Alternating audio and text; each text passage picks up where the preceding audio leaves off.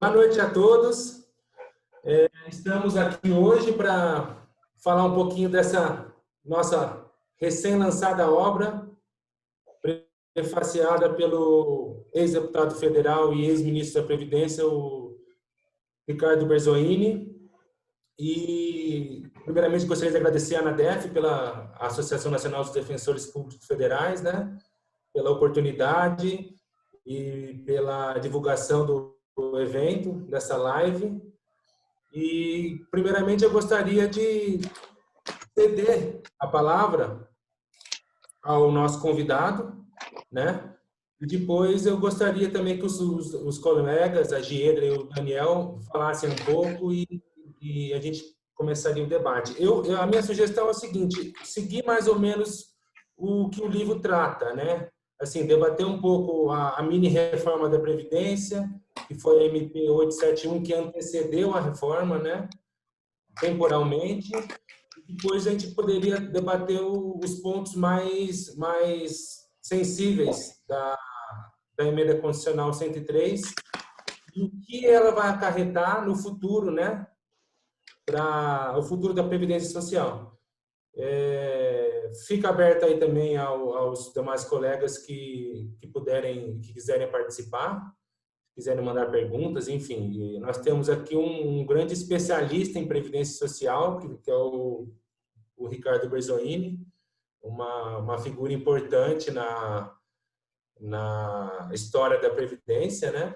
E é uma honra, mais uma vez, agradeço a presença dele, e é uma honra ele poder ter prefaciado o nosso livro, que é um livro elaborado basicamente por defensores públicos federais. E tem a participação também do senador Paulo Paim, que falou um pouquinho sobre o processo legislativo no Senado Federal. Muito obrigado a todos os presentes. Ricardo, a palavra é sua. Deixa só... Está sendo gravado, viu, gente? Depois a gente vai disponibilizar para os colegas. Oi, deputado Ricardo, nos conhecemos das lutas, né, pelos aprovados. Né? Fiquem à vontade aqui, né? O senhor tem muito a nos ensinar, a dizer sobre a Previdência, né, que o senhor conhece profundamente. Obrigada, viu? Está sendo gravado, viu, gente? Obrigado pelo convite, prazer estar com vocês. Vou começar dizendo o seguinte: eu não sou especialista do ponto de vista técnico e jurídico, sou especialista do ponto de vista da política e da relação com os trabalhadores. E vivi isso aí como ministro, a condição de, bem assessorado, poder fazer bons debates, inclusive ampliando o acesso à Previdência Social por várias medidas que nós tomamos em 2003. Talvez a minha passagem pelo Ministério tenha ficado mais conhecido pela reforma da chamada Emenda Constitucional 41, que eu reputo como um trabalho bem feito e que, apesar da polêmica com servidores, a gente fez com muita consciência social e sem nenhum tipo de arrogância e sem chantagem. Aquela história, se não fizer a reforma, vai quebrar o país. Isso nós não fizemos hipótese alguma. Porque a gente dizia, o país tem várias alternativas. E dessas alternativas, nós temos que tratar da questão tributária, da questão previdenciária, da questão da estrutura do Estado, e não ficar ameaçando os parlamentares e os próprios trabalhadores com ameaça de quebra do país. O país não quebra, o país ajusta as suas condições. E eu diria que essa reforma que foi feita agora, e eu participei em 95, 96, até 98, eu participei como sindicalista da tramitação da Emenda Constitucional número 20. E fizemos um trabalho muito competente de dados técnicos, levantamento de informações, apresentei alternativas ao relator da Câmara e ao relator no Senado. Depois, como ministro, tive essa participação em 2003, começo de 2004, no Ministério da Previdência. De lá fui para o Ministério do Trabalho. E, posteriormente, participei também da criação do FUNPRESP. Fui relator do FUNPRESP na Câmara, fizemos também um trabalho de negociação, recebemos todas as entidades, debatemos, ajudei a acompanhar, supervisionar a tramitação do Senado Federal. de modo que nós temos uma visão muito, digamos, equilibrada sobre a questão da concepção de seguridade social e a questão fiscal. A questão fiscal existe e não pode ser ignorada. No entanto, nós sempre dizemos o seguinte, que um país como o Brasil, com tanta desigualdade, com tanta injustiça social, com tantos problemas graves, ele não pode, ao fazer uma reforma, desconhecer que ele vai atingir a vida de milhões de pessoas. Um país tão desigual quanto o nosso, num país com tanta injustiça social, a previdência é um fator de equilíbrio e não de desequilíbrio. Claro que é difícil você legislar sobre determinadas regras justamente por conta da desigualdade. Eu sempre cito o meu exemplo. Eu comecei a trabalhar com 18 anos e nunca fiquei desempregado. Eu tive uma trajetória profissional que, para mim, trabalhar mais 5, mais 10 anos não faria diferença nenhuma. Mas, para a imensa maioria do povo brasileiro, a Previdência significa uma proteção num momento da vida em que a inserção no mercado de trabalho se torna mais difícil. E onde as condições de saúde de quem trabalhou em condições mais pesadas, evidentemente, são piores. Então, nós temos que ter sempre essa lucidez para tratar da Previdência. Ela é financiada com dinheiro público, mas que vem do setor privado também, tanto do setor privado empresarial como de pessoas físicas que contribuem. Ela vem do conjunto da sociedade pelo financiamento da COFINS, da Contribuição Social sobre o Lucro Líquido. Ela é um sistema que pertence à sociedade e que foi muito bem desenhada, com algumas falhas, na Constituição de 88. Bom, o que acontece? A reforma do Guedes visava economizar R$1 trilhão. Só isso. Não estava preocupado com a proteção social. Só para dar um exemplo, com as regras que foram aprovadas, praticamente acabou a concepção de aposentadoria especial para pessoas que são atingidas por fatores de insalubridade, penosidade ou periculosidade. No caso da periculosidade, a tentativa era eliminar do texto constitucional a possibilidade de, ou melhor, mais do que eliminar, o objetivo era proibir no texto constitucional a possibilidade de aposentadoria especial por periculosidade. No caso dos rurais, a proposta original era muito ruim, nós conseguimos amenizar, mas não eliminou o prejuízo. No caso da capitalização e do BPC, nós conseguimos, por hora, afastar esse perigo. Mas o fato é que é uma proposta de reforma meramente fiscal. E nós dizíamos, na época, que seria até razoável discutir esse viés se o Brasil fosse um país que não tivesse mais de onde arrecadar. Porque no Brasil se construiu o mito de que a carga tributária é muito alta. A carga tributária é muito alta para os pobres. O Brasil é um paraíso fiscal para os ricos e o inferno fiscal tributário para os pobres. E nós dissemos, há como se equilibrar, melhorar o financiamento da Previdência, se você criar, por exemplo, a contribuição social sobre dividendos. Os dividendos, como vocês sabem, são isentos desde 1996, por conta de uma lei do governo Fernando Henrique Cardoso. E nós achamos que é preciso tributar os dividendos, que não é justo quem vive de dividendos de ações pagar 0 de imposto de renda da pessoa física e, quando muito, pagar 15% sobre os juros distribuídos na forma de capital próprio. Ou melhor, lucro distribuído na forma de juros sobre capital próprio. Da mesma forma, para as previdências estaduais, o chamado ITCMD, Imposto sobre Heranças e Doações, que poderia ter uma nova abordagem e ajudar os estados interessados também nessa questão em financiar. E mesmo regras de acesso ao benefício, é possível sempre mudar. O que não é possível é tornar inacessível para os mais pobres. Porque quando você coloca o sarrafo do tempo de contribuição com idade num patamar acima, aqueles que têm mais condição social podem até reclamar e sofrer, mas têm condições de passar desse sarrafo. Aqueles que têm condições mais precárias não vão conseguir sequer pular, quanto mais superar o obstáculo. Então, a nossa grande preocupação, e que eu falei durante todos os eventos que eu participei, eu fui à Câmara várias vezes, debater com bancadas, debater com comissões, e no Senado me deram a oportunidade de falar no plenário, numa sessão que contou com a minha presença, do Eduardo Moreira e do Fanhani, com a posição contrária à reforma, e do Rogério Marinho e mais 2 economistas, que me fogem o nome agora, que são pessoas conhecidas por sua visão liberal sobre a economia. E eu disse várias vezes, o Eduardo Moreira também falou, e o Fanhani também, gente, vocês estão aprovando um texto que exclui 1/3 das pessoas no futuro de acessar o benefício e reduz o benefício de todo mundo. Vou dar só um exemplo para concluir essa minha primeira fala, que é o seguinte: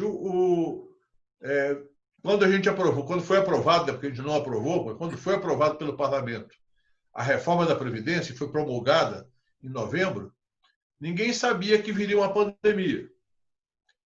E não sabíamos que teríamos tantos homens e mulheres que morreriam, trabalhadores e aposentados, ou seja, pessoa da ativa e aposentados que morreriam durante essa pandemia, já mais de 100 mil. Fora os que morreram e não tiveram diagnóstico. Ou seja, pela regra anterior, um pai, uma mãe, uma pessoa que morre e tem dependentes, deixaria 100% da sua remuneração como pensão. Com a reforma, deixa 50% mais 10% por cada dependente. Ou seja, nessa pandemia, as pessoas, além de perder, muita gente não sabe o que foi aprovado na reforma, as pessoas, além de perder seus entes queridos, terão dificuldades financeiras no mês seguinte. Terão imensas dificuldades para sobreviver ou para reorganizar o seu orçamento.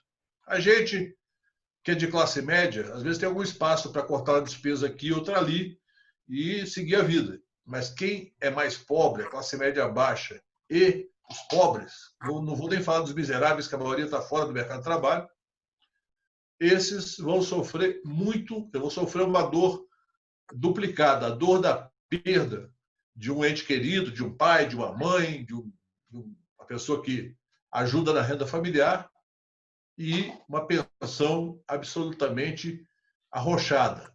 Vejam só, as primeiras vítimas, numericamente falando, da reforma da Previdência são as vítimas do coronavírus, e que vão ser muitos mais. Infelizmente, podemos chegar até o final do ano a uma marca de 200 mil óbitos por conta do coronavírus. Então, não estou querendo dramatizar, mas é um drama, certo? É um drama que muita gente vai viver. E muita gente que não sabe que isso foi aprovado na reforma, porque os meios de comunicação não deram voz. Eu fui ministro da Previdência, o Carlos Gabas foi ministro da Previdência, o Luiz Marinho, o Nelson Machado, o Zé Pimentel, fomos ministros da Previdência durante os 12 anos e pouco de governo Lula e Dilma.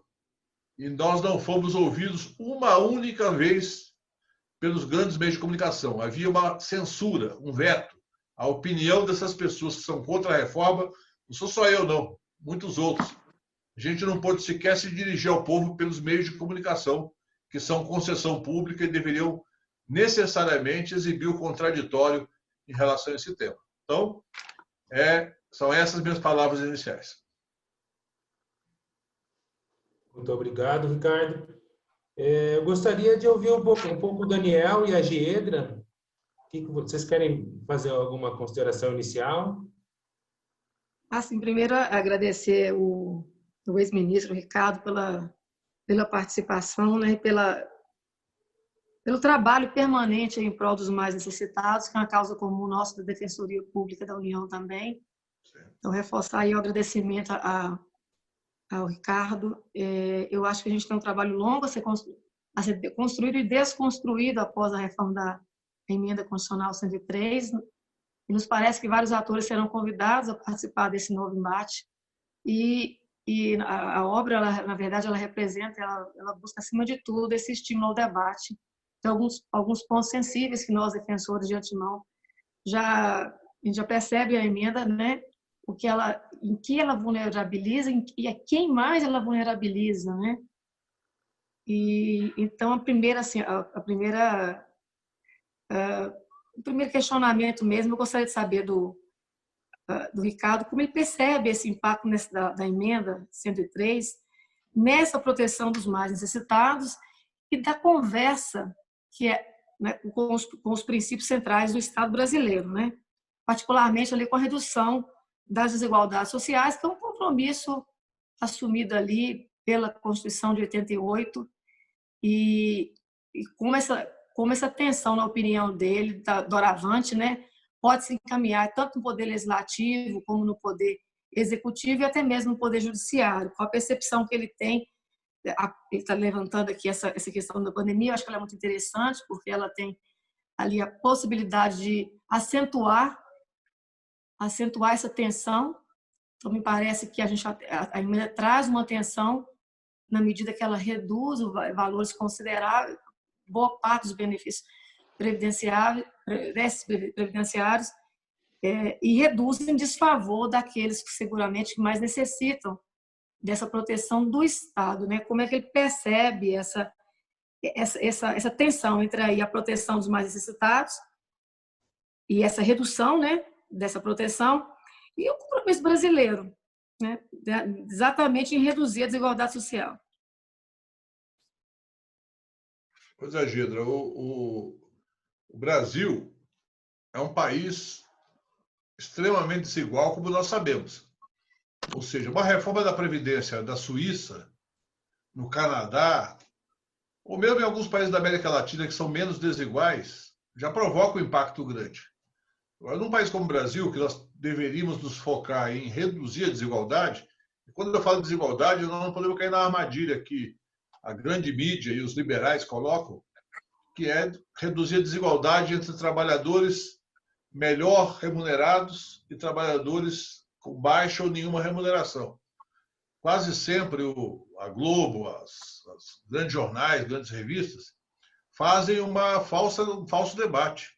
Ficam apontando, olha, tal categoria tem altos salários. Mas são salários. Salários, se você achar que tem que propiciar maior igualdade, você aplica uma progressividade maior do imposto de renda. E não tentar fazer a redistribuição no sistema previdenciário. Principalmente num país que se abstém de cobrar imposto de renda sobre dividendos. Em um país que permite às empresas distribuírem lucro travestido de juros para pagar 15% na pessoa física e ser isento na pessoa jurídica. É disso que se trata. Nós estamos falando o seguinte, em 96, por algum motivo, talvez nós não saibamos completamente, o governo Fernando Henrique Cardoso aprovou essas duas mudanças no imposto de renda da pessoa jurídica e da pessoa física. E, naquela época, não houve justificativa que fosse plausível. Bom, aí você muda a legislação previdenciária e quem vai sofrer? Quem vai sofrer são aqueles que não conseguem, ao longo da vida, poupar sequer para ter uma casa própria. Porque, como eu falei, a classe média mais bem remunerada, ela sofre também. Mas ela sofre menos porque normalmente consegue, ao longo de uma vida laboral, estruturar a sua vida. Comprar uma casa própria para não pagar aluguel, ter alguma reserva financeira, eventualmente. Agora, essas famílias que ganham até 3 salários mínimos, 4 salários mínimos, raramente conseguem fazer isso. Sem falar dos trabalhadores rurais, sem falar do pessoal que ganha um salário mínimo em trabalhos penosos e que sequer vão alcançar a aposentadoria, porque não conseguirão juntar os 20 anos no mínimo de contribuição. Então, isso é algo absolutamente cruel, porque reduz, como eu falava na época da tramitação da reforma, ela impede uma parte que não vai alcançar os pré-requisitos, ela reduz os valores dos benefícios e ela adia, para quem alcançar, ela adia. Ou seja, uma pessoa que receberia por 7 anos, por exemplo, aposentou e vive mais 7 anos, vai receber só por 4 anos. Então, mas qual é o problema? Essa pessoa não aposentou tarde porque ela estava em condições de saúde, condições de vida efetivamente compatíveis com o trabalho. Então, a minha preocupação central é o seguinte, é que nós vamos projetar ao longo do tempo, toda a reforma previdenciária, ela produz poucos resultados no curto prazo. A não ser nesse caso por causa da pandemia, que vai ser o impacto nas pensões. Ela vai acumulando ao longo do tempo. Então, qual é a saída? Qual é a expectativa? É que nós possamos mudar a configuração política do parlamento brasileiro, do Poder Executivo, e fazer uma revisão dessa reforma. Porque se não houver uma revisão dessa reforma, o cenário está colocado. É uma emenda constitucional, só pode ser alterada por 3/5 nas 2 casas em 2 turnos, ou seja, é um problema grave para se enfrentar. Somente com uma nova configuração política do país é que é possível fazer uma revisão. Não para necessariamente desfazer tudo, mas para desfazer aquilo que é mais grave, pelo menos. Que certamente o ambiente parlamentar que eu vivi de 1999 até 2010, quando eu fui deputado, até 2014, quando eu fui deputado, era um ambiente que muitos de vocês foram à Câmara e ao Senado para levar reivindicações, e vocês percebiam que havia por parte do governo federal, do Poder Executivo, um ambiente também de preocupação com a questão fiscal. Mas havia uma imensa boa vontade de sentar, discutir alternativas, e nós conseguimos grandes vitórias, inclusive em relação à Defensoria Pública. Foi o período que a Defensoria Pública se consolidou como órgão efetivamente conhecido, mais respeitado, mais defendido. Hoje não, hoje no Congresso é uma coisa só para latifundiário, desmatador, para banqueiros, eles que estão mandando no Congresso hoje, infelizmente.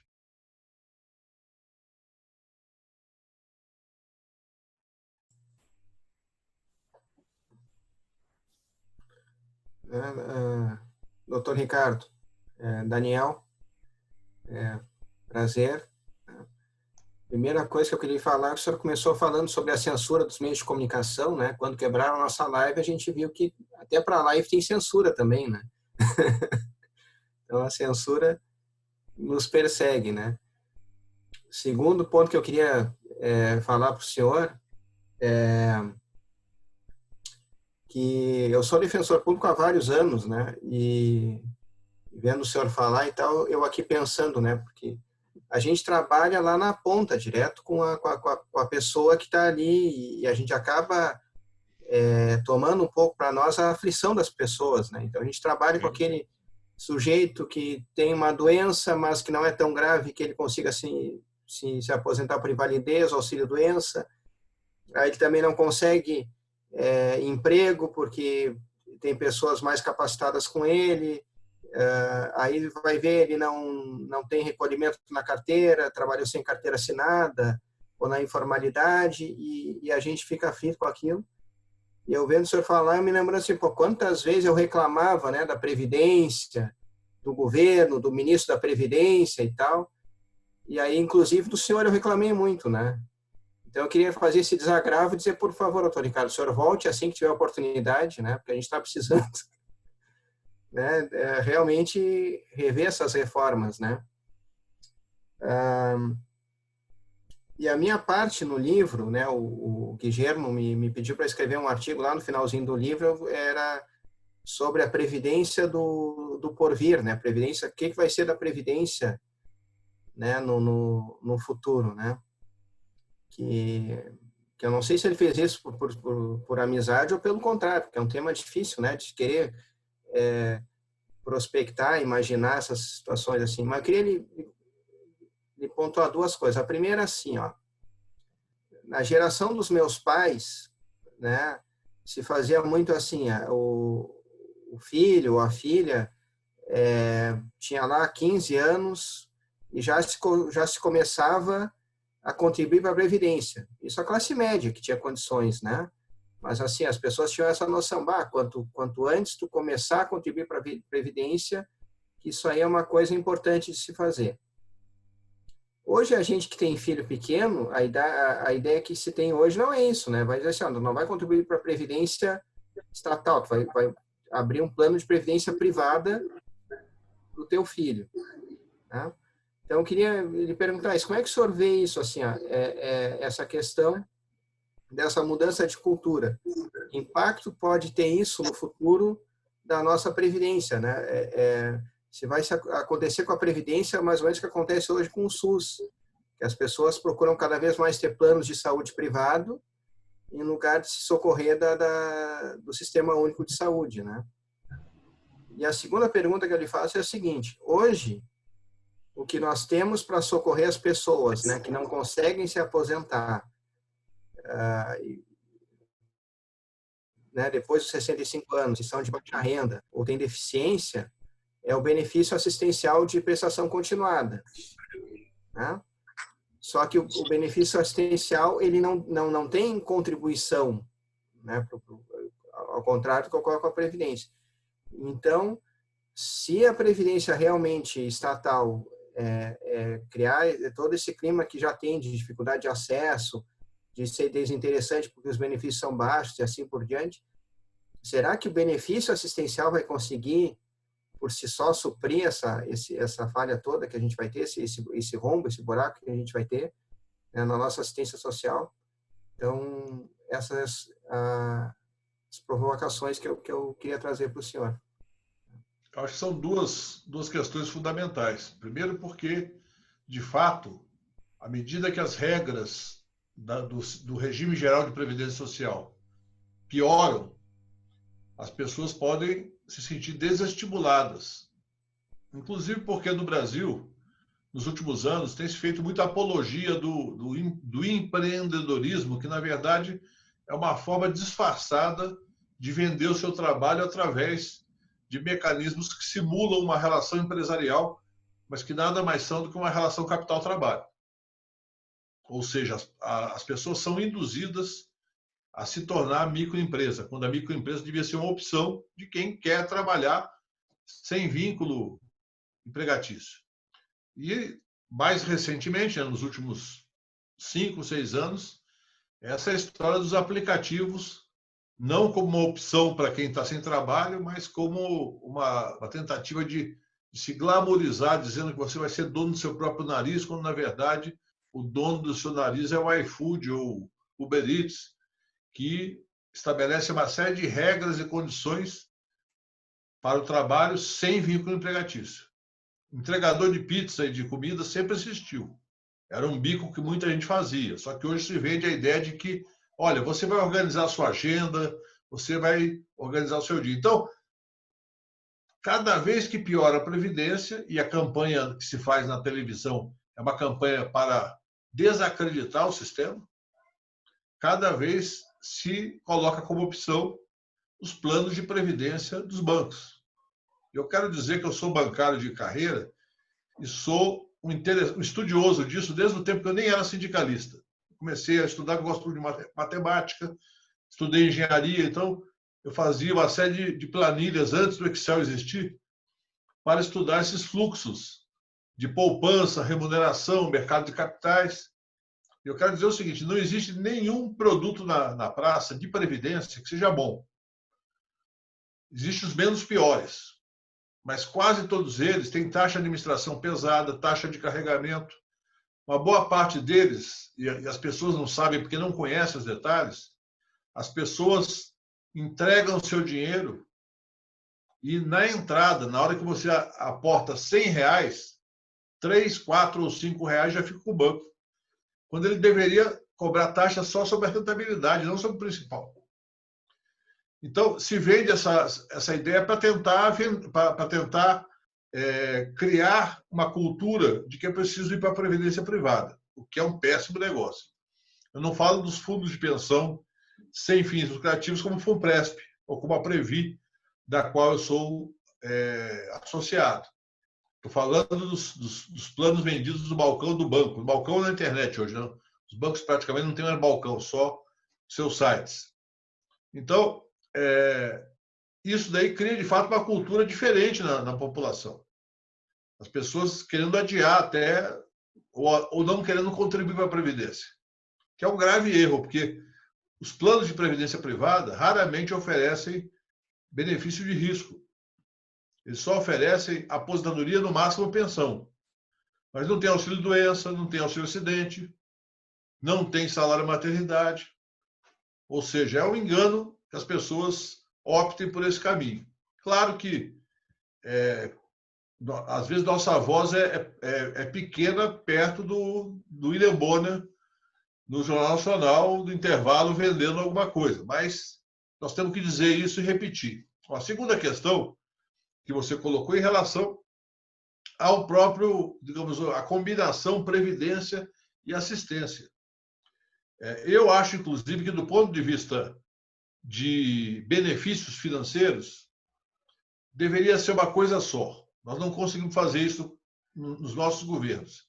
Fazer um único sistema prevendo a situação de desemprego, seguro-desemprego, prevendo a situação de pessoas que não acumularam anos de trabalho nem para ter seguro-desemprego, que é curto, nem para ter o BPC, que é supostamente vitalício, e nem conseguiram ter contribuição suficiente para aposentar, ou ter, como você falou, um auxílio-doença ou aposentadoria por invalidez. Então, se você trabalhar com esse conjunto de riscos, que é o que está na origem da Previdência Social e é a concepção da Constituição. A Constituição colocou o seguro-desemprego num lugar, a Previdência em outro, a assistência em outro. Devia ser tudo junto. Para quê? Para que você tenha, efetivamente, um sistema de proteção social que dê visibilidade para o conjunto da sociedade se alguém tem que pagar essa conta. Quem vai pagar essa conta? Bom, a Previdência é contributiva. Mas tem gente que não consegue contribuir. Por exemplo, uma pessoa que aposentava na regra antiga com 15 anos de contribuição, é evidente que aí tem um subsídio. Mas é um subsídio bom para a sociedade, porque é uma forma de combater a miséria, de combater a exclusão social. Então, alguém tem que pagar essa conta. Quem tem que pagar essa conta? Bom, o Constituinte falou em relação à Seguridade como um todo, que a COFINS e a Contribuição Social sobre o Lucro Líquido devem pagar essa conta. E a CPMF pagava uma parte da conta da saúde, porque o SUS é tão importante quanto a Previdência e a assistência, até que foi derrubada em 2008, por uma disputa política no Senado. Não foi por debate sério sobre concepção tributária. Eu não sou a favor da CPMF, mas se for para cobrar algo que possa financiar a Seguridade Social, de tudo que já se propôs aí, eu acho que, além da contribuição sobre dividendos e de uma contribuição para os estados sobre grandes fortunas ou grandes heranças, o ideal seria a gente ter uma alíquota de 0,2, 0,25 de CPMF. Eu sei que a gente não confia nesse governo que está aí, o que ele vai fazer com o dinheiro, mas pensando no Estado brasileiro, uma alíquota de 0,25 que pudesse financiar esse conjunto de atividades da Seguridade, saúde, previdência e assistência. Nós vamos ter que pensar no futuro em relação a isso, porque, de fato, a expectativa de vida aumenta. Mas a melhor maneira de pensar é pensar que a sociedade, quando você fala em previdência, o pessoal pensa no custo, né? Olha, a previdência custa 600 bilhões por ano, só que são 600 bilhões que ficam no mercado interno. Os benefícios da previdência do regime geral são limitados pelo teto, assim como agora para o servidor público pós-2013 também são limitados pelo teto. Ou seja, esse recurso não vai para viagem para a Europa, não vai para comprar carro importado, não vai para comprar bens de luxo, ele vai para movimentar o mercado interno nosso. E por isso que ele é bom, porque ele movimenta a nossa economia. Nós estamos vivendo agora a experiência do auxílio emergencial, quando o pessoal lembrou que existe Estado, né, que o Estado é importante. Ora, o auxílio emergencial ele se demonstrou uma forma ainda precária, mas importante, de permitir que as pessoas circulem menos e permitir que haja um certo isolamento social. Mas mais do que isso, permitir que o comércio da periferia pudesse faturar nesse período. Senão não faturaria nada, porque os empregos desapareceram com a pandemia. Parece que só em São Paulo são 50 mil bares e restaurantes fechados com a pandemia. Ou seja, uma crise gravíssima. E o Estado, nessa hora, não pode pensar no equilíbrio fiscal. Ele tem que pensar como é que faz o povo comer e a economia andar. Depois vai reorganizar o seu financiamento, dívida interna, dívida externa, mas, por enquanto, o fundamental é garantir que haja alguma estabilidade social para as famílias. Então, são essas minhas considerações sobre as suas perguntas.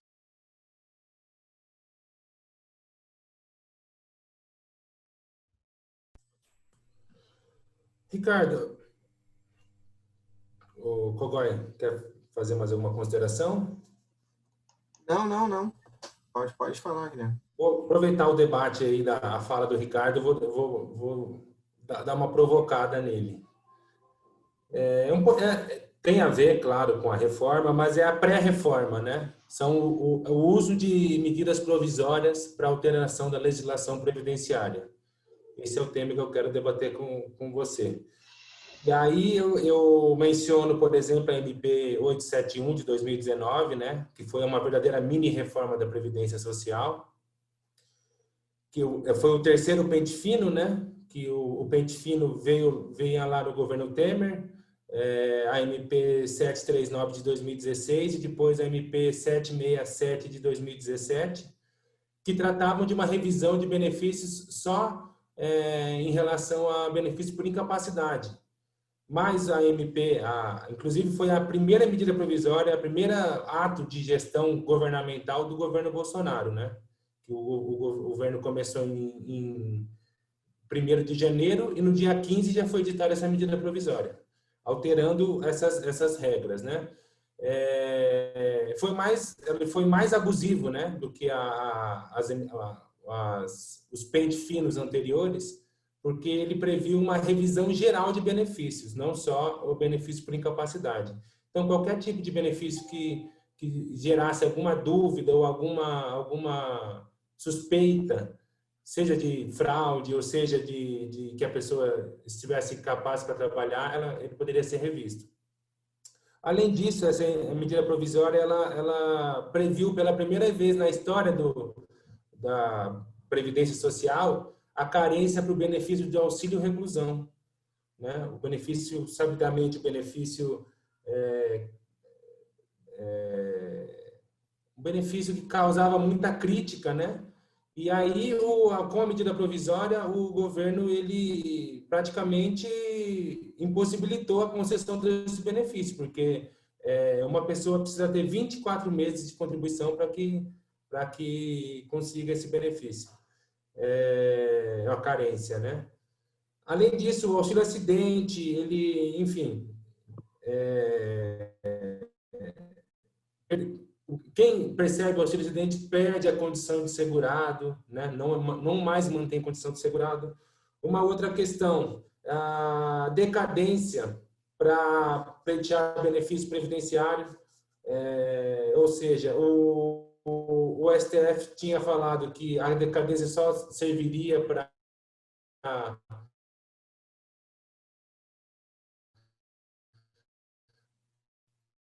o seu benefício. O governo vem e fala, através de lei, né, que muda a jurisprudência até então sedimentada no sentido de que o ato de indeferimento do benefício, também, se não for revisto em 10 anos, você perde o direito de rever aquele ato de indeferimento. Ou seja, a medida provisória vem minando, né, retirando cada vez mais direitos. E aí a grande pergunta que eu faço é o seguinte: todos os governos, na verdade, editaram medidas provisórias para impor a agenda de reforma na Previdência Social, né? O governo Temer editou essas do pente fino, o governo Dilma editou uma medida provisória que foi muito criticada à época e é criticada ainda hoje, a 664 64, no finalzinho de 2014, né? No dia 30/12 de 2014. E eu faço essa provocação por quê? Porque na emenda constitucional, no artigo 19 e no artigo 25, fala o seguinte, que a aposentadoria atual vai ser devida ao homem que tenha 65 anos de idade e mais 20 de contribuição.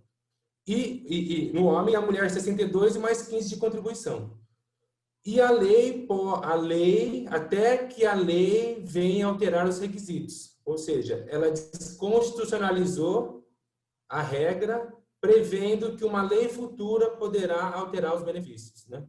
E o coeficiente também, hoje em dia a gente tem uma média de 60%, né, de média, e que a lei também pode alterar essa forma de cálculo.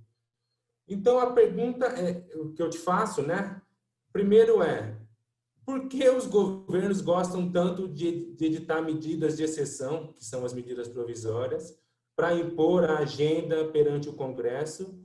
E se não seria a hora de nós pensarmos uma reforma, como se deu com a reforma, com a emenda constitucional 32, que impossibilitou algumas matérias serem alteradas por medida provisória? Não seria hora da gente editar uma emenda constitucional para que o direito previdenciário, a matéria previdenciária, não fosse possível de ser alteradas por medidas provisórias?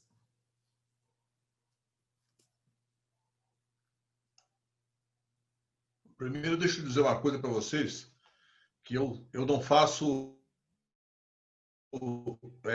de governo nenhum debate demagógico. O nosso governo tive muitas divergências internas dentro do governo. Uma das divergências, e que eu sempre briguei quando participei do primeiro governo e depois como parlamentar, é a banalização da medida provisória. Como você sabe, a medida provisória tem 2 pré-requisitos. E antes da emenda 32, inclusive, ela podia ser reeditada indefinidamente. Nós vimos a situação de MP que chegou à edição 128, uma coisa assim, que é um absurdo. Mas eu sempre defendi o seguinte, que a gente deveria obedecer o princípio da relevância e da urgência. Mas quero dizer o seguinte, que nenhum dos governos, nem os nossos, que eu participei ou que meu partido comandou o executivo, levaram isso muito em conta. E o Congresso sempre aceitou. Com raríssimas exceções, sempre aceitou. Por quê? Porque eu acho que a medida provisória ela é uma aberração. Ou melhor, ela é uma exceção para ser usada em situações de exceção. Ou seja, uma grande crise econômica mundial, uma grande situação de pandemia, por exemplo, uma guerra ou uma convulsão que necessite de usar a medida provisória, e você pode avaliar a urgência e a relevância. Agora, eu concordo com você.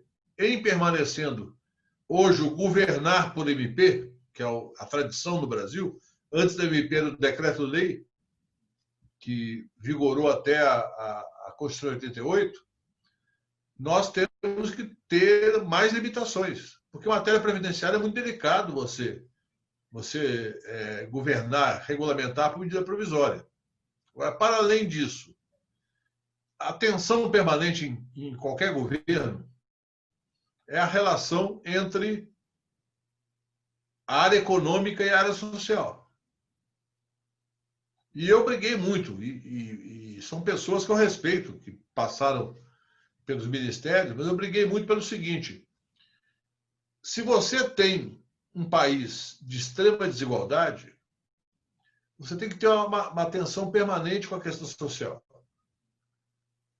E fazer um trabalho de maneira, digamos, tecnicamente bem fundamentada e conceitualmente também adequada, para você garantir que chegue o recurso em quem precisa. E aí vem a dificuldade.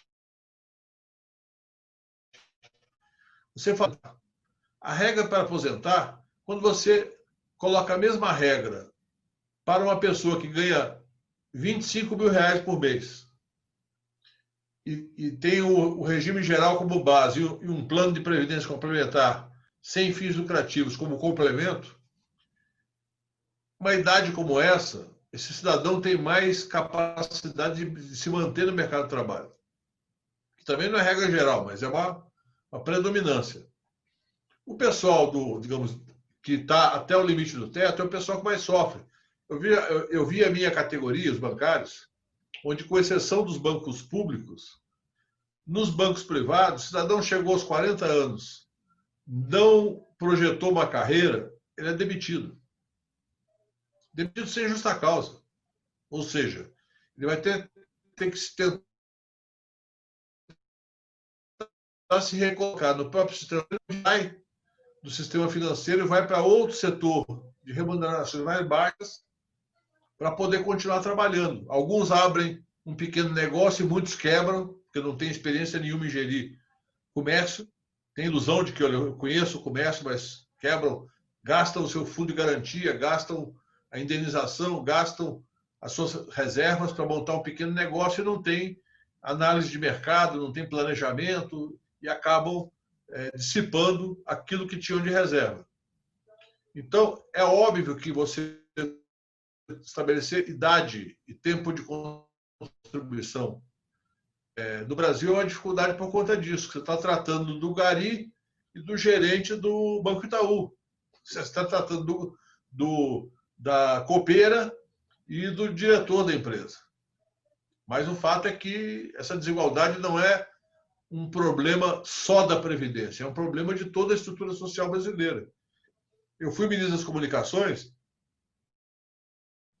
e esses dias me convidaram para participar. Como garantir a internet. Por quê? Porque se verificou que na pandemia, quem tem uma boa conexão, estuda em casa. E quem não tem uma boa conexão, não tem conexão nenhuma, não tem acesso nem à situação de emergência da educação. Então,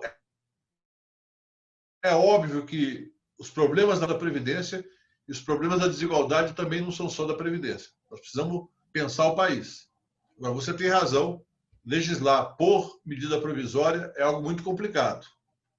E a questão da fraude, que você se referiu também no começo, a fraude em qualquer sistema de seguridade no mundo tem fraudes.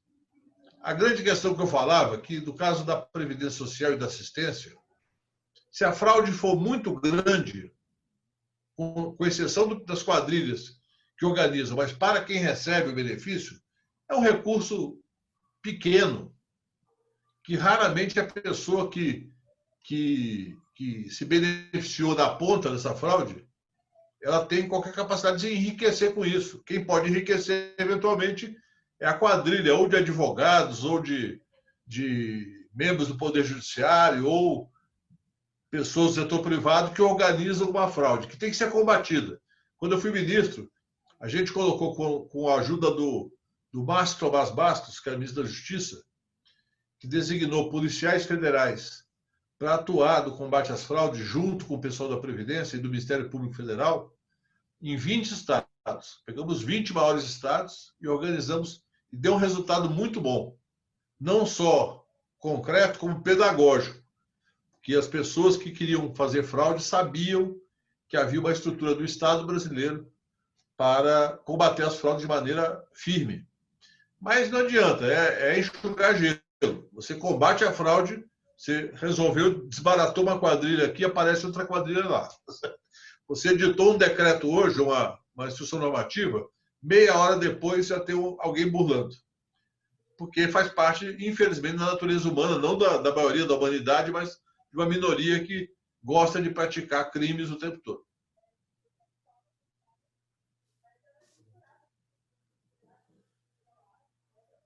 Pessoal, alguém gostaria de fazer mais alguma consideração? Giedra, Daniel, algum convidado gostaria de Acho que a falar? Giedra está levantando a mão. Né?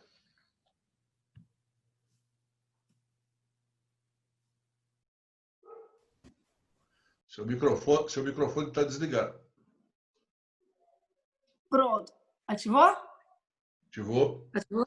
Pronto. O acesso à banda larga, né? A boa internet tem toda a razão. Inclusão, né? Inclusão, direito à educação, ao trabalho. Tudo. Incrível, né? Para ir ao banco, para cadastrar alguma coisa. Incrível. Acho que a gente pode catalogar lá como direito humano, hein? Não, eu acho que existe uma PEC. Salvo engano, existe uma PEC já tramitando sobre isso. E eu acho que tem que ser colocado o direito à comunicação tem que ser um direito fundamental, porque, especialmente hoje, não só hoje, né, sempre foi, mas especialmente hoje, até que se fala em privatização dos Correios, é um absurdo, porque faz parte da comunicação o direito, faz parte da sua vida o direito a se comunicar. E sem ele você não influencia nas decisões políticas e não constrói, bem na verdade, o Estado democrático, né, Ricardo? Só um pitaco aí. Salvo engano, a França, ela prevê na Constituição, ou o Tribunal Constitucional lá da França previu que o acesso à comunicação é um direito humano fundamental. Então, já fantástico. tem um precedente. Fantástico. Eu acho que a pandemia vai nos mostrando coisas que estavam escondidas debaixo do tapete, né? Algumas que a gente não percebia e elas vão ficando mais evidentes. E essa eu acho que é um ponto bem chocante. Mas uma questão que eu gostaria de colocar aqui, Ricardo, e que nos traz, e a mim me traz muita perplexidade com a emenda constitucional 103, diz respeito à forma como ela impactou a pessoa com deficiência, né? A Organização Mundial de Saúde, ela estima que 1 bilhão de pessoas no mundo vivem com alguma deficiência.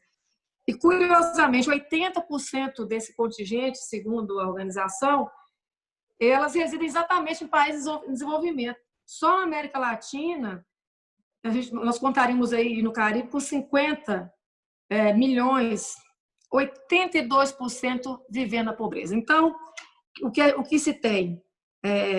Pessoa com deficiência e um liame ali acentuado com pobreza, não é? Com pobreza, com desigualdade, com boa parte dessas pessoas com deficiência, crianças, né? Quando crianças não frequentam a escola, vivem nas ruas, né? Sem contar que, segundo dados da Organização Nacional das Nações Unidas, ter deficiência aumenta o custo de vida, né, de 1/3. Essas mesmas pessoas, elas não têm como pagar pelo custo do cuidado à saúde. E quando a gente analisa o desenho da emenda 103, eu diria que o primeiro sentimento meu é de tristeza, porque eu chamo essa reforma não como a reforma da Previdência, mas a reforma contra o direito da pessoa com deficiência. E me traz mais perplexidade ainda quando a gente quando se percebe o Estado brasileiro ele estava num caminhar crescente de proteção do direito da pessoa com deficiência. A Convenção dos Direitos da Pessoa com Deficiência, ela ingressou aqui, ela está com a carga constitucional a bem recente data. Então, o Estado brasileiro ele vinha assumindo o papel de promoção do direito da pessoa com deficiência, de fato, de uma forma progressiva, e demonstração disso aí é a Convenção da Pessoa com Deficiência, onde ela passa a integrar o nosso ordenamento constitucional. Então, nós temos ali um conjunto de normas de natureza constitucional com ampla proteção à pessoa com deficiência e da linha dorsal da Convenção da Pessoa com Deficiência, que o Estado brasileiro deve tratar o direito da pessoa com deficiência com a prioridade absoluta. Então, portanto, se eu vou reduzir de alguma forma o direito da pessoa com deficiência, eu tenho que trazer uma fundamentação ali racional, adequada, que justifique, né? E que dê condição tanto da sociedade avaliar a pertinência daquela redução, daquela restrição do direito fundamental. Então, sem uma fundamentação racional adequada que justifique a necessidade da redução daquele direito, me parece que a emenda constitucional criou uma tensão que está aí no ar de forma permanente entre um bloco de normas constitucionais, nós temos a Constituição, que é a Convenção da Pessoa com Deficiência, ela está lá na nossa Constituição. Nós temos um conjunto de normas constitucionais protegendo o direito da pessoa com deficiência, e agora nós temos outro conjunto de normas constitucionais reduzindo esses mesmos direitos da pessoa com deficiência. Como essas duas fontes normativas, dentro da mesma... Nós temos uma Constituição agora remendada, e nós temos um remendo, temos um bloco de normas protetivas que estão ali constituídas da Convenção da Pessoa com Deficiência, e temos blocos de normas constitucionais na emenda constitucional. E me parece que, em algum momento, essas duas fontes normativas que integram essa mesma Constituição serão convidadas a conversar. E se o senhor percebe bem, quando a gente faz puxa e sai e faz uma leitura, é a reforma da pessoa em desfavor da pessoa. Por quê? Porque ela veio ali a pensão, e quando se fala em pensão, nós estamos pensando na pessoa com deficiência. Então, é óbvio que ela trouxe ali, ela alterou de forma dramática os benefícios elegíveis, os programáveis, por certo, né? As aposentadorias por idade, as antigas por tempo de contribuição. Mas ela traz um novo desenho, na grande maioria, em benefício, que vai afetar a pessoa com deficiência. Então, veja, senhor, os benefícios por incapacidade, todos nós estamos falando de um cidadão com deficiência. Se nós temos pensão por morte, não todas, por certo, mas boa parte do benefício de pensão por morte protege ou vai proteger uma pessoa com deficiência. Se nós falamos da aposentadoria especial da pessoa com deficiência, ela também foi ali severamente afetada, não só ao ser essa delegação ao legislador interconstitucional. Então, houve ali em que pese a própria reforma, né? Ela tem ali dito que a regra de transição, que a lei complementar 142 vai continuar regulamentando a situação da aposentadoria por deficiência. Então, veja bem, senhor, nós temos os benefícios por incapacidade, nós temos a pensão, nós temos a aposentadoria da pessoa com deficiência, são benefícios importantes, e a redução desses benefícios, por certo, ela vai impactar de uma forma dramática a pessoa com deficiência.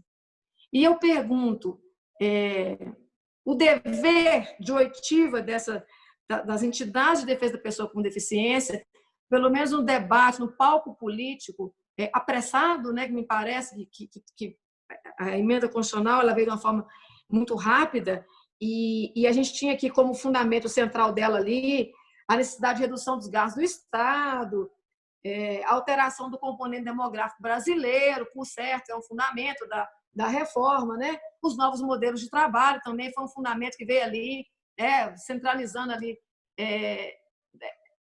justificando ali a reforma. Mas é curioso o senhor imaginar que componente demográfico, novo modelo de trabalho, redução de gastos, são 3 pontos que não dizem, então, diretamente a respeito não servem como justificativo para a redução da pessoa com deficiência. Porque o que poderia, talvez, me sinalizar a necessidade de redução do direito da pessoa com deficiência?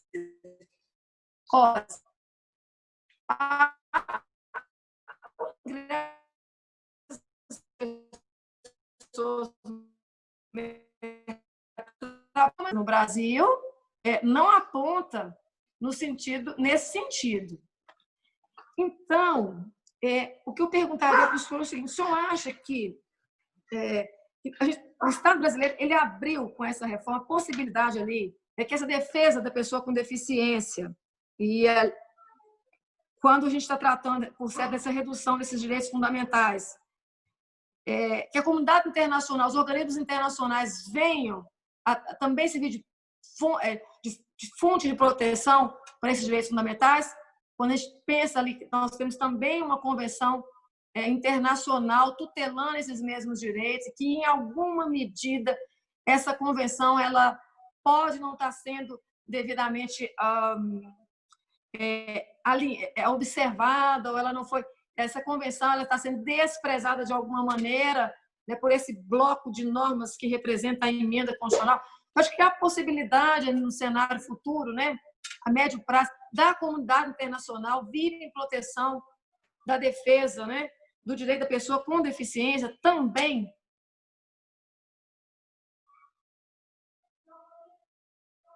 Opa, Sofia, não estou vendo. Agora sou eu que fiquei sem microfone aqui. Primeiro lembrar o seguinte, a lógica toda da reforma foi uma conta de chegar. E eles foram pegando vários aspectos da legislação para somar os tais 1 trilhão, que era a meta da reforma. Então, para eles não existe deficiente, não existe BPC, não existe nada. O que existe é a economia pretendida. Por quê? No discurso oficial, para dar uma sinalização para o mercado de que o governo ia cortar da carne, não do governo, mas dos brasileiros, para economizar. Esse era o discurso que eu ouvi no Senado, ouvi na Câmara, de pessoas do governo. Tem gente da equipe do Guedes que trabalhou no nosso governo. São burocratas competentes que fazem o serviço que for pedido, tá certo? E eu conversei com alguns deles. Eles dizem, não, a orientação é que precisa chegar num 1 trilhão de reais em 10 anos. Bom, com a pandemia, isso daí já era. Né? Essa discussão já está vencida. Porque a conta agora é de vários trilhões em 10 anos para fazer a economia voltar a andar. E não vai voltar tão cedo, na minha opinião, porque eles estão muito tímidos na questão do gasto público, ao contrário da comunidade europeia, dos Estados Unidos e de outros lugares do mundo, eles estão contendo. Mas, objetivamente, então, deficiente para eles é um problema. É um problema por quê? Porque exige uma série de tratamentos especiais que geram algum custo. E gerar custo não é problema. O problema é você financiar o custo. Como é que você financia esse custo? Bom, vamos primeiro voltar. O mito do emprego, do sistema tributário brasileiro, que tem uma carga tributária muito alta. É mentira. Eu vou voltar a falar. Vou citar duas coisas que não arrecadam muito, mas que são simbólicas. Você paga IPVA do seu carro. Mas quem tem jatinho ou lancha ou iate não paga IPVA. Deveria pagar. Isso não nem arrecada tanto. Mas vamos voltar ao que eu falei antes. Tem várias fontes de tributação que podem servir. Nós estamos tratando de uma reforma tributária agora, e o governo apresentou uma proposta ruim até agora, que podem servir para financiar um sistema que é para manter o cidadão com dignidade, mas também manter o mercado interno funcionando. Então, eu concordo com tudo que você falou sobre a questão dos deficientes, mas vale a mesma lógica para os rurais. Rurais, deficientes, BPC, tudo era objeto. É que eles não conseguiram, mas o objetivo deles era aprovar a capitalização para remeter ao modelo chileno e restringir o máximo possível os direitos para a atual massa de segurados e beneficiários. Aqui no DF, só para você ter uma ideia, a Câmara Legislativa aprovou que a contribuição do inativo começa a partir do primeiro real depois do salário mínimo. Então, você imagina, um aposentado de R$3 mil do GDF não pagava nada até agora. Vai passar a pagar 11% sobre R$2 mil. R$220. Imagina no orçamento de uma pessoa de R$3 mil tirar 220. Então, há 6 anos sem reajuste. O último reajuste que eles tiveram foi quando o PT governava o Distrito Federal. Então, é essa. Porque além de fazer as pessoas sofrerem, além disso, faz com que a economia real, a economia do dia a dia, o pequeno comércio, a pequena oficina, a pequena farmácia, tal, eles percam receita.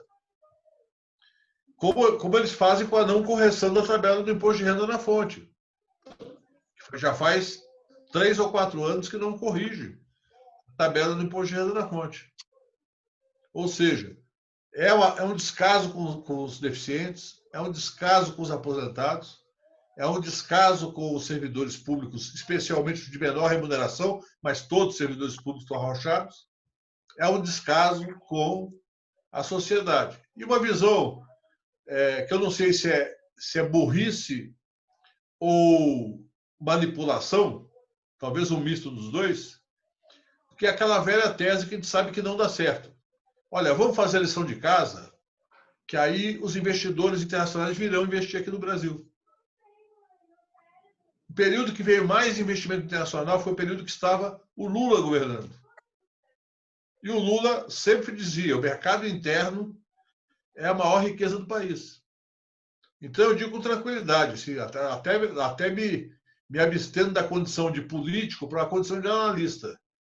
Assim, por tudo que eu aprendi de economia até hoje, eu faço o mais perigoso comunista que eu conheci estudando era um cidadão chamado Franklin Delano Roosevelt, que lá nos anos 30 fez o Minha Casa Minha Vida americano, fez o Bolsa Família americano e fez o PAC. Por quê? Porque o país viveu a depressão e um cidadão chamado Keynes disse que a única maneira de tirar os Estados Unidos da recessão era fazer um investimento público e esquecer o déficit público. Esquece o déficit público, agora nosso objetivo é fazer crescer o PIB. Eu não estou propondo que esqueça o déficit público, mas é preciso lembrar que a coisa mais importante do Brasil é o povo. A Constituição fala isso. Aliás, eu acho que a emenda 103, se o Supremo Tribunal Federal tivesse coragem de enfrentar essa questão, a emenda 103 é inconstitucional, porque se confronta com as cláusulas pétreas da Constituição. Aliás, tem várias emendas constitucionais que são inconstitucionais, mas o Supremo não tem coragem de enfrentar esse debate. Se tivesse coragem, tinha que declarar por quê. Porque, é claro, você pode aposentar mais tarde, mas quando você não oferece alternativa, para quem não tem condição de ficar no mercado de trabalho, você está condenando a pessoa à miséria. Aí você enfrenta as cláusulas fundantes do Estado brasileiro, que estão na Constituição de 88, no artigo 1, 2, 3, 4, 5, 6, 7. O oitavo já é a questão da organização sindical, que eu não sei se não dá para caracterizar como cláusula pétrea, mas até o sétimo são cláusulas pétreas. Objetivamente, não tem discussão. E a reforma ela veio com toda uma concepção que ela afronta as cláusulas pétreas da nossa Constituição. E eu não desprezo a questão financeira. Eu acho que o Estado brasileiro precisa cuidar da sua questão financeira, mas cuidar da questão financeira não é só cortar despesa, não. É tributar quem tem condição de pagar. Aproveitando o gancho, Ricardo, o PT, inclusive, foi a candidatura do Haddad, né? Foi a única candidatura que não tinha uma proposta de reforma da Previdência, né? Seria construída ao decorrer do mandato, provavelmente, né, com os atores dos movimentos sociais, enfim, uma proposta a ser apresentada. Não tinha nada pronto, né? E aí eu já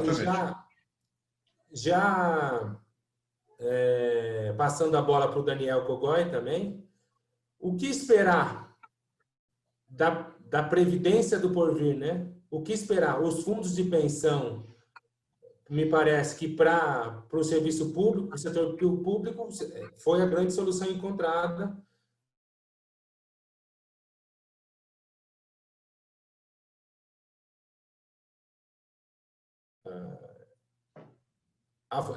Desafogar um pouco a União, né, o Tesouro. Em relação à iniciativa privada, a pergunta que eu coloco haverão outras reformas da Previdência? A primeira pergunta. E eu faço para você e para o Daniel também, que escreveu sobre o tema. E o primeiro questionamento haverão outras reformas? O que esperar? A Previdência ela vai se tornar uma renda básica mínima? quem quiser ganhar um pouco mais que o salário mínimo vai ter que contribuir para uma outra forma, uma fonte de renda? Eu acho que a Previdência Básica, se permanecer esse projeto político que aí está, a Previdência do Regime Geral, e também as regras são similares para os servidores públicos federais, estaduais e municipais. Ela, permanecendo com um teto adequado, ela pode ser um bom sistema de proteção.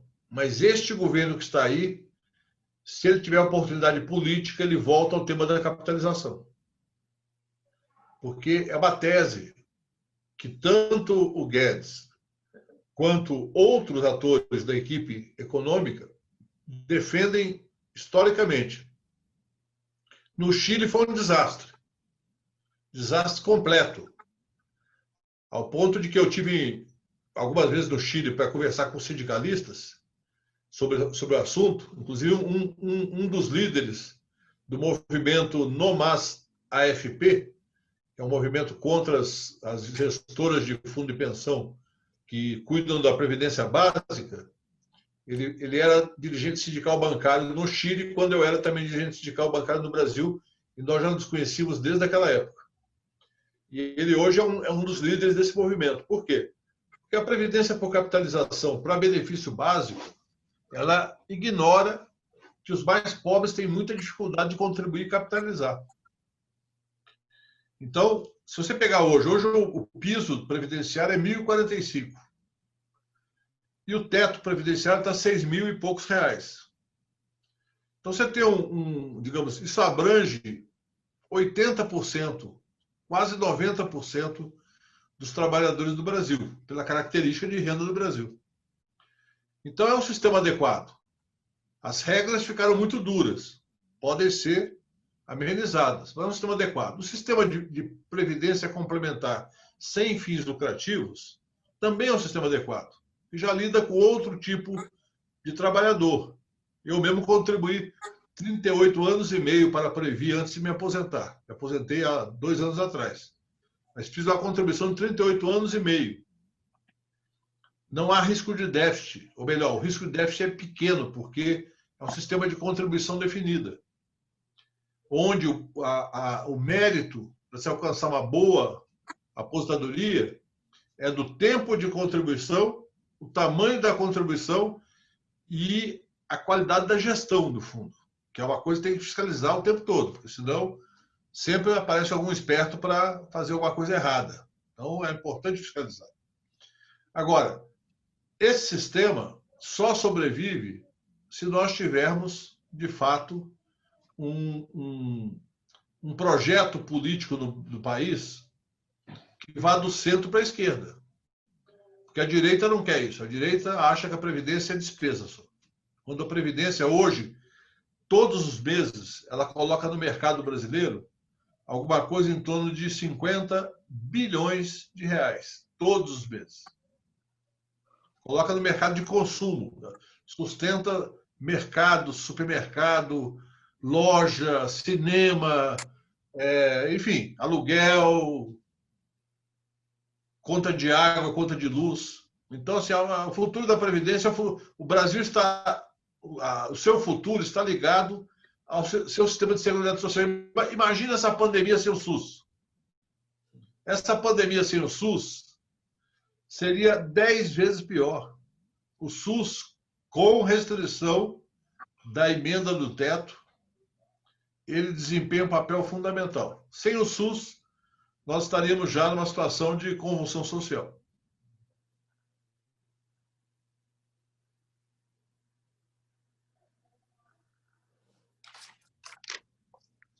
Olha, o Guilherme aí me provocou, né? Eu estava ouvindo o Dr. Ricardo falar, me lembrei de uma história. Eu comecei atuando eu sou gaúcho, né, Dr. Ricardo? E a minha primeira lotação foi em Pelotas, interior do Rio Grande do Sul. E a gente atendia uma cidade pequenininha que era Piratininha. Quer dizer, aqui eu posso falar porque é fechado. Se eu falo que Piratininha é pequeno, perto de um piratiniense, ele Mas aí teve um caso lá que eu atuei, que eu me lembro, que era uma senhorinha, acho que ela tinha uma deficiência e tinha uma ação contra a Previdência, só que aquilo demorou, né, muito tempo para ela ganhar ação. E foi um processo que deu trabalho, porque foi a recurso, e audiência, e aquilo demorou muito tempo. Quando ela ganhou o dinheiro, acho que a pensão dela era de salário mínimo, mas acho que foi uns 5 anos de atrasado, aquilo ali para ela era uma fortuna, né? E como aquilo movimentou a cidade, porque aí qualquer dia ela comprou uma casa, né, na cidade, e aí diz que aí passou um tempo, eu perguntei para um vizinho dela como é que ela estava e tal. Disse, olha, o dinheiro acabou com a vida dela, porque começou a aparecer parente, pretendente para casar, era todo mundo de olho no dinheiro da tal da senhorinha, né? Então, todo mundo querendo, mas, claro, é uma anedota, né? Mas que mostra mas é verdadeiro. Isso, né? Mas é verdadeiro, porque nessas cidades, realmente, tem cidades que a principal fonte de renda é o INSS, né? 85% dos municípios brasileiros, a Previdência repassa mais recursos do que o Fundo de Participação dos Municípios. Exatamente. Então, nem era uma pergunta, era nesse sentido, né?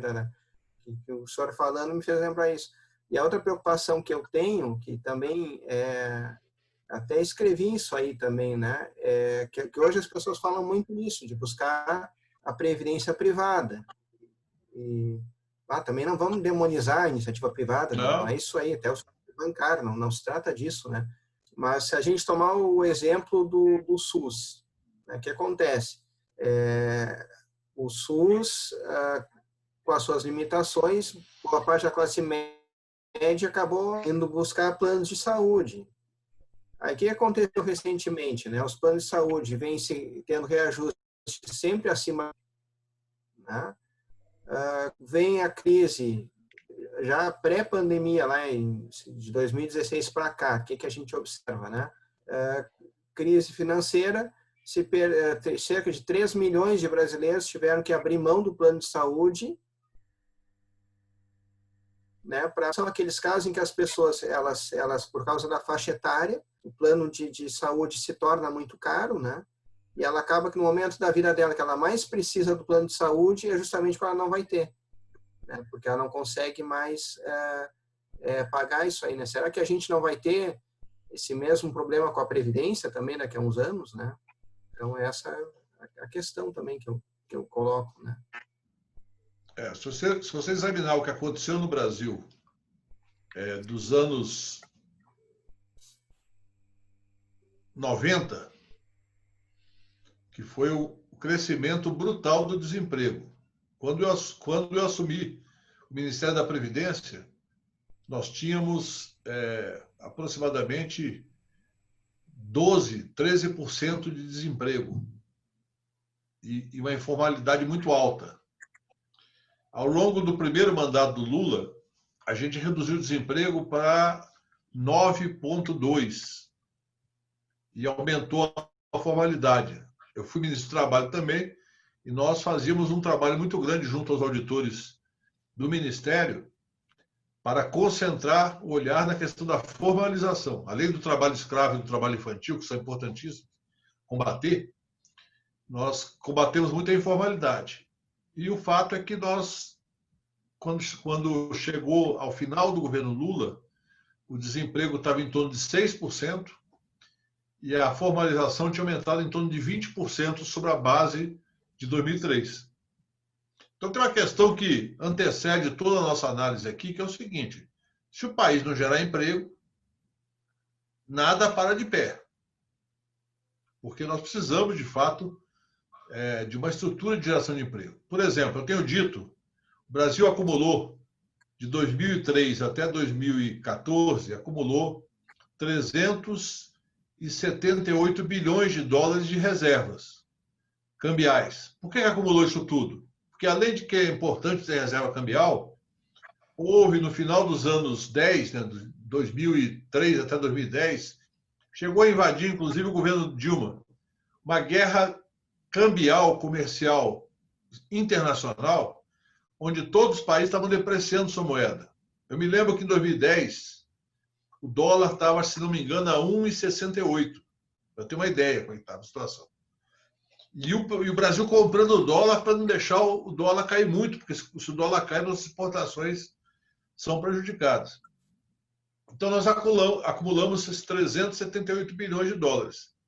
O que eu defendia e continuo defendendo, escrevi um artigo recentemente sobre isso, que o Brasil pegue 1/3 dessas reservas cambiais mediante lei aprovada no Congresso Nacional, cria um orçamento paralelo para fazer fundo de aval para parcerias públicos-privadas, para construção de logística rodoviária, ferroviária, energia, portos, aeroportos e internet banda larga em todo o território nacional.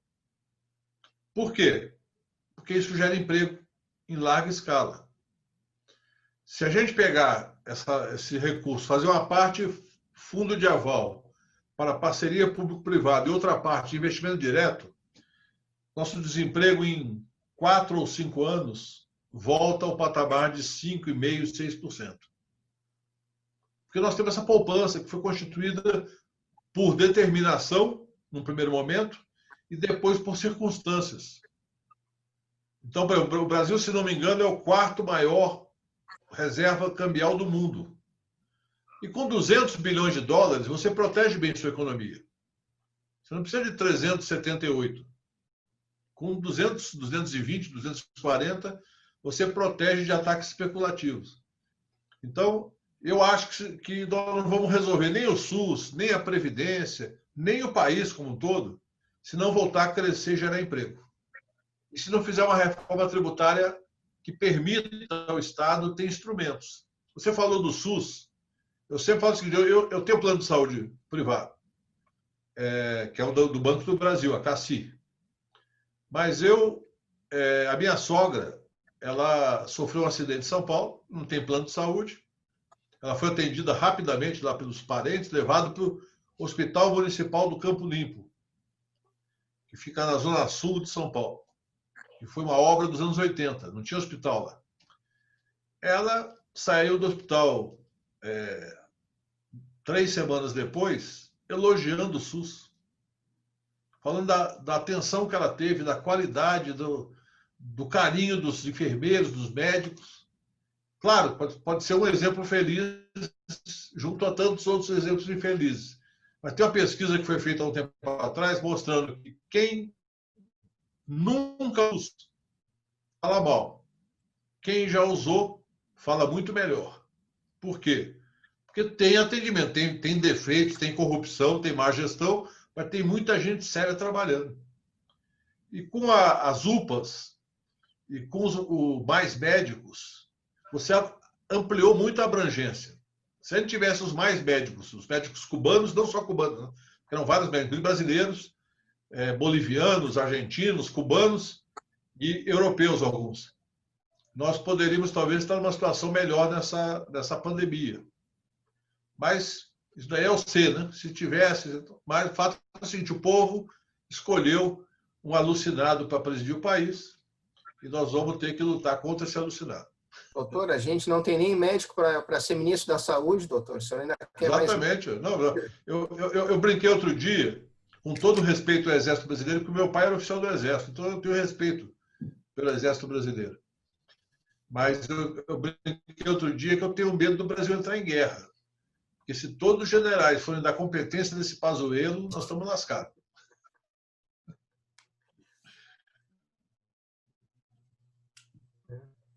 Mas tem que primeiro ouvir os médicos, Claro. né? Botar médico, isso e tal. Depois eu acho sim, até que o ministro da Saúde pode não ser médico, mas ele precisa, pelo menos, ter noção do que ele está dirigindo.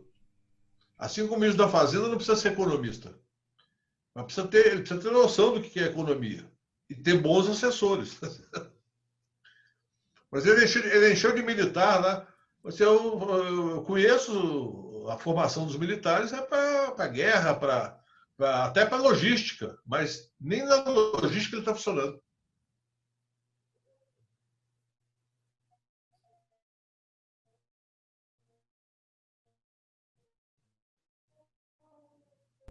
Então, importante, Giedra,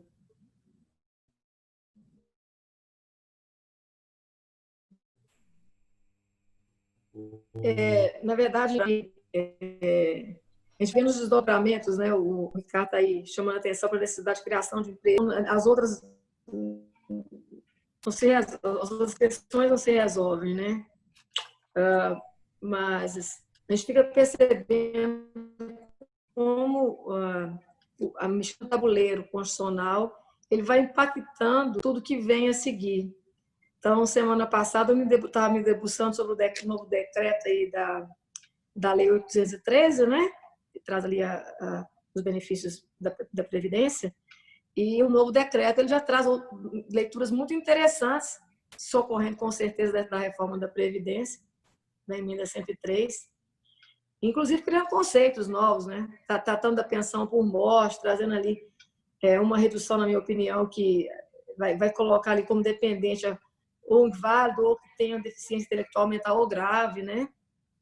Então, o decreto ele já está fazendo a própria leitura, o executivo está fazendo aqui de forma infralegal uma interpretação caminhando mais no sentido ainda da restrição dos direitos que a emenda já trouxe por si própria. Então, a gente tem aqui todo a reforma ela ilumina, infelizmente, para pior, a interpretação não só do Poder Judiciário, como está iluminando para pior também a interpretação do Executivo, e sinal direto disso é o decreto. Então, a gente já vê conceitos do decreto, o 10.410, que não está nem na reforma da Previdência, quanto pouco na Lei 213, né? A gente pega ali só de curiosidade mesmo. Eu peguei ali o decreto, fui lá, ele está regulamentando ali a pensão por morte, e na redação antiga do decreto, da Lei 803, a redação é essa, né, vai dizer ali que a pensão para o menor, para o inválido, termina ali no inválido, né? O decreto faz uma gracinha, ele coloca lá inválido ou que tenha deficiência intelectual, mental ou grave. E nós acompanhamos um pouco da reforma da emenda 103, a gente sabe perfeitamente que esse conceito aqui de deficiência intelectual, mental ou grave, ele veio para beneficiar a pensão, o valor da pensão por morte. Então, foi um regramento instituído ali para aumentar o valor da pensão por morte naqueles casos de deficiência grave, né? Mas a gente já está vendo aqui o INSS usando desse conceito que lá na concepção dele era para beneficiar, elevar um pouco o valor da pensão. Então, eles já estão usando esse conceito para restringir direitos. Então, a gente tem de cima para baixo uma iluminação no sentido de restringir. E o senhor me diz aí que a solução está na economia, né? Na geração de empregos, junto com o Covid aqui, a gente fica um pouco... a perplexidade aumentando, né? Mas não vamos perder a esperança, ter a fé, não é? A fé, porque as mudanças elas vão vindo e a gente realmente espera que um momento de reflexão posterior, quem sabe, não traga novas mudanças, né? No sentido inverso que representou a emenda constitucional 103, no que ela representa de não proteção ao vulnerável, à pessoa com deficiência, ou o trabalhador rural, né? Porque ele está exposto ali a condição de trabalho inadequada. Então, eu vou aqui contar não só com a economia, mas, acima de tudo, com a fé, né, Daniel? Não, com certeza. Na verdade, a economia depende de medidas concretas, né? Se não tiver decisões concretas sobre como conduzir uma estratégia, e eu tenho certeza que o Guedes não tem nenhum projeto sobre isso, porque ele demonstra claramente nas suas entrevistas que não tem nenhum projeto sobre como recolocar o Brasil no caminho do desenvolvimento.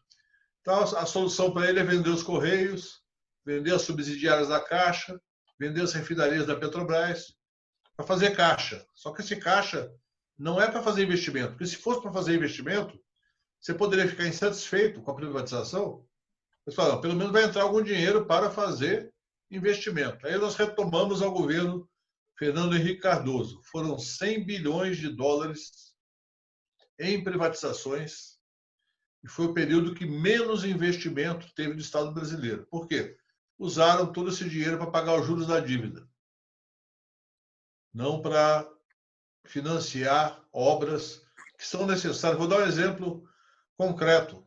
Transporte coletivo nas grandes cidades é um horror, de maneira geral. Agora, vocês imaginam, nós estamos com um vírus circulando que tem um alto grau de contágio. Uma parte dos trabalhadores ainda não voltou para o trabalho cotidiano. Ou está em teletrabalho com contrato, ou está desempregado. Mesmo assim, os ônibus estão lotados. Nós precisaríamos hoje ter um investimento para ter mais ônibus, investir em novas linhas de metrô, fazer um trabalho de reorganização da circulação do transporte das grandes cidades. Isso precisa de dinheiro. E o governo não investe. O governo só fala em cortar, cortar, cortar. Então, infelizmente, o povo fez uma escolha em 2018. Não foi uma escolha livre, foi induzida. Mas essa escolha está custando caro para o país. Sim. Que apareceu uma visita aqui inesperada aqui no fundo. Essa é a vantagem de estar em casa. Só agradecer, doutor Ricardo, tanto a sua generosidade de ter prefaciado o nosso livro, né? Da minha parte, foi um período aqui bem agradável conversar com o senhor hoje. Né? Aprendi bastante, mas também muito agradável. E fazer o jabá também, né? Que quem quiser, gostou da conversa e quiser, tem mais no livro, né? Mas muito obrigado mesmo, foi um prazer, realmente. Eu que agradeço o convite e podem contar comigo sempre que precisarem. Obrigado.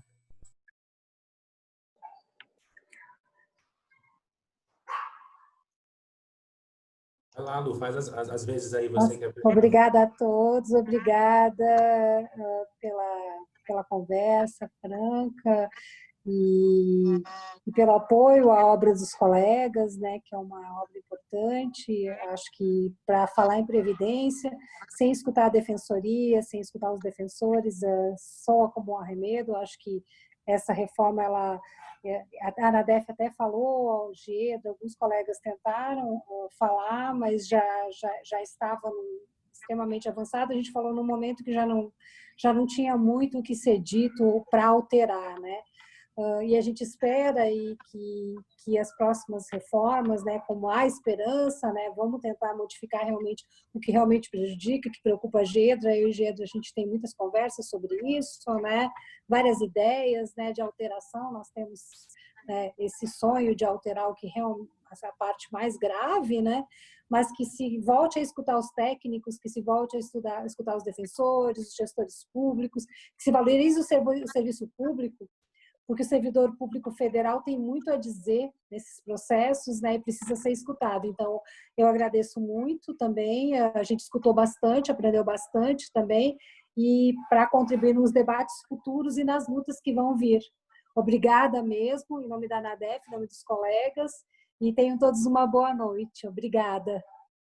Boa noite, Lu. Boa noite, Ricardo. Boa noite, Guilherme. Obrigada. Obrigado, viu? Foi ótimo. Boa noite. Ricardo. Muito rico, não? Muito rico. Eu acho muito bom. importante a gente sair um pouco, né, dos pages, da lida da defensoria pública e poder, de alguma forma, pensar criticamente o que a gente está fazendo, né? Então, olhar o porvir, né? É o porvir, né? Esse momento de reflexão é muito importante. A gente não tem isso no dia a dia. A gente vai tocando o processo, né? Vai tentando resolver.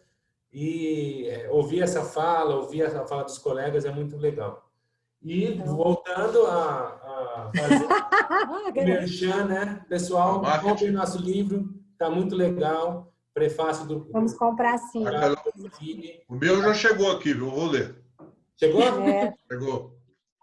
Maravilha. Também quero ler, vou comprar também. Pode deixar, meninos, vou comprar. Do senador Paulo Paim, do Daniel da Giedra, da Júlia, que está aqui assistindo.